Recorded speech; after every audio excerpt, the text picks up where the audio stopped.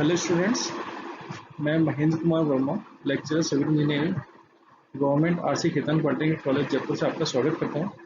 आज का हमारा टॉपिक है जो हम डिस्कस करेंगे वो है 3 हिंज आर्च। ये हमारा CE 301 थ्योरी ऑफ स्ट्रक्चर का चैप्टर नंबर 8 है। जो हम डिस्कस करेंगे ये 3 हिंज आर्च होता क्या है। तो सबसे पहले आर्च की जरूरत क्या होती है, नीड ऑफ आर्च, आर्च की जरूरत हमें क्यों पड़ी।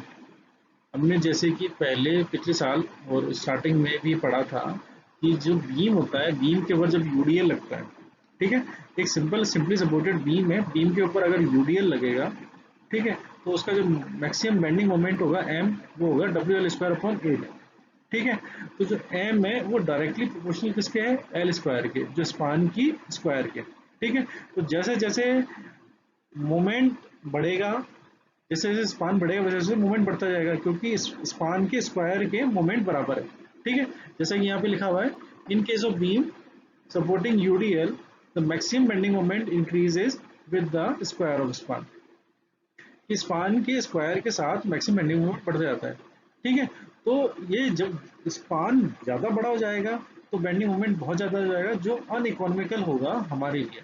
तो ऐसी सिचुएशन के से बचने के लिए हम आर्चेज का यूज़ करते हैं। आर्चेज का यूज़ क्यों करते हैं बीम की जगह, बीम की जगह आर्चेज का यूज़ इसलिए करते हैं कि बीम में हॉरिजॉन्टल रिएक्शंस डेवलप नहीं होती हैं, जबकि आर्चेज में हॉरिजॉन्टल रिएक्शन डेवलप होती है। और जो हॉरिजॉन्टल रिएक्शन डेवलप होती है वो बेंडिंग मोमेंट को रिड्यूस करने के काम आती है, ठीक है। तो आर्च इस तरह की एक स्ट्रक्चर होती है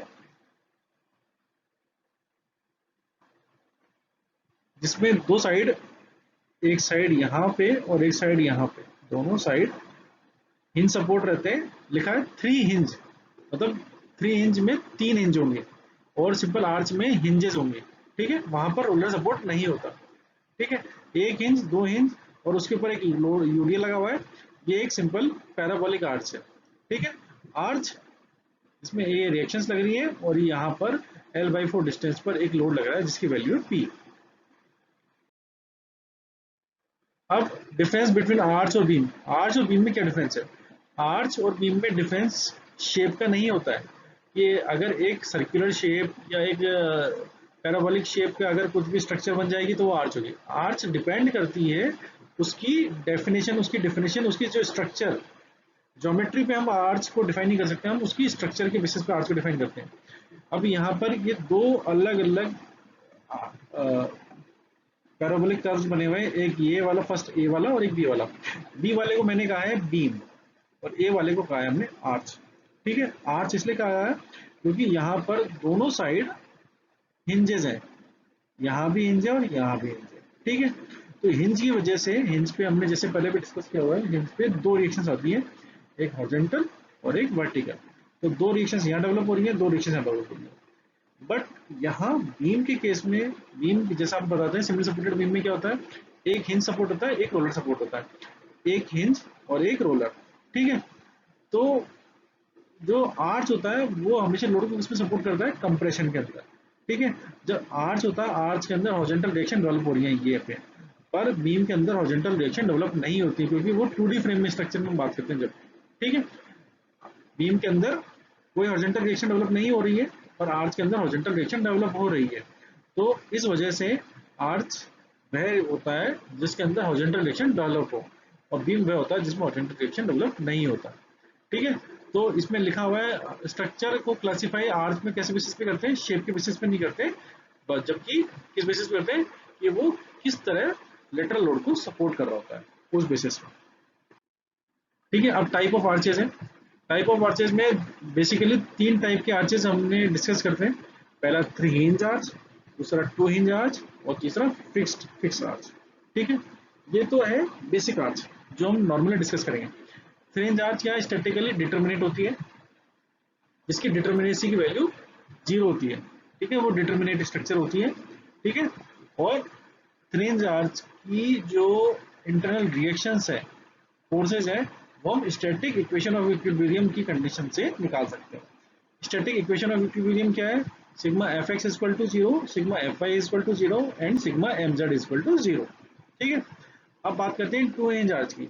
2 हिंज आर्च में 3 हिंज आर्च से एक हिंज कम होती है, ठीक है। 2 हिंज आर्च में 2 हिंज होती है, ठीक है, तो दो हिंजेस पे चार रिएक्शंस आते हैं। इस चार रिएक्शन की वजह से to inch arch statically indeterminate होती है, और थर्ड होती है फिक्स आर्च। फिक्स आर्च भी इनडिटरमिनेट स्ट्रक्चर होती है। इनको या तो फ्लेक्सिबिलिटी मैट्रिक्स मेथड से या मेथड ऑफ लीस्ट वर्क की हेल्प से सॉल्व कर पाते हैं।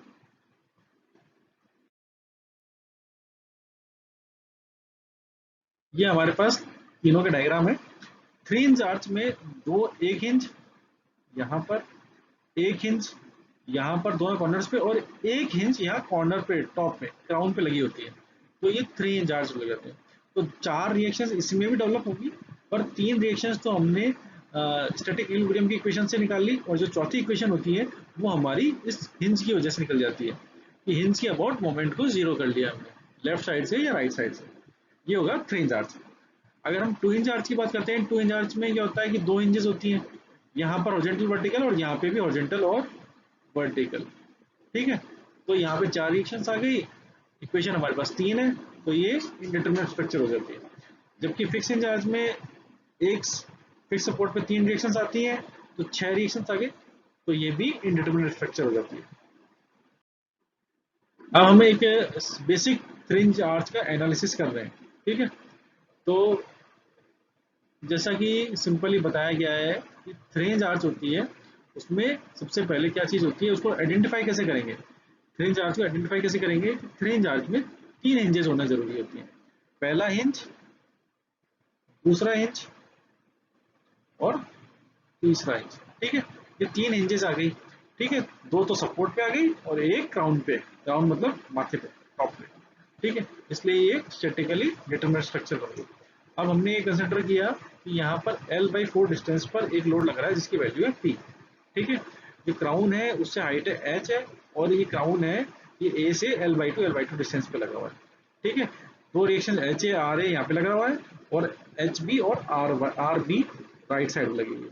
ठीक है, तो हमने पहले रिएक्शंस निकालनी है, और फिर सी पे या पी पे मोमेंट निकालना। ठीक है, दोनों जगह।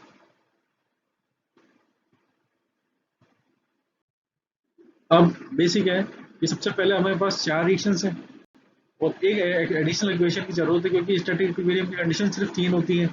तो वो चौथी इक्वेशन हम क्राउन पे मोमेंट लेके निकालेंगे। तो सबसे पहले हमने ए पे मोमेंट लिया, तो आर बी वाई की वैल्यू आई P/4। ठीक है, टोटल वैल्यू लोड है P, तो sigma F I equal to 0 किया, तो आर ए वाई की वैल्यू आ गई 3P/4। ठीक है, तो हमें आर ए और आर बी की वैल्यू निकल गई। अब हमें एच ए और एच बी की वैल्यू निकालनी है। तो हमने सी पॉइंट पे मोमेंट लिया। ठीक है, राइट साइड से ले लो या लेफ्ट साइड से ले लिया, तो राइट साइड से लेंगे, तो एच बी इंटू एच और R B Y into L/2, तो एच बी की वैल्यू आ गई PL/8H। ठीक है, PL/8H आ गई आर बी की वैल्यू, एच बी की वैल्यू, और यही एच ए की वैल्यू होगी।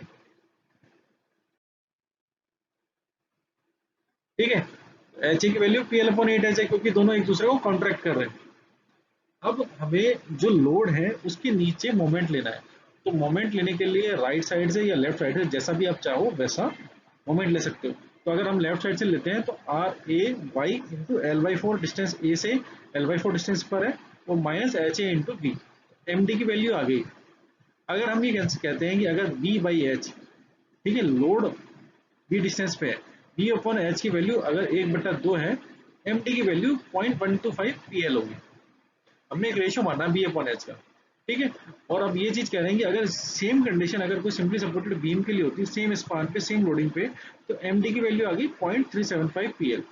ठीक है, तो हमने क्या नोटिस किया कि आर्स के केस में हमारा जो बेंडिंग मोमेंट है वो कितना है, 0.125।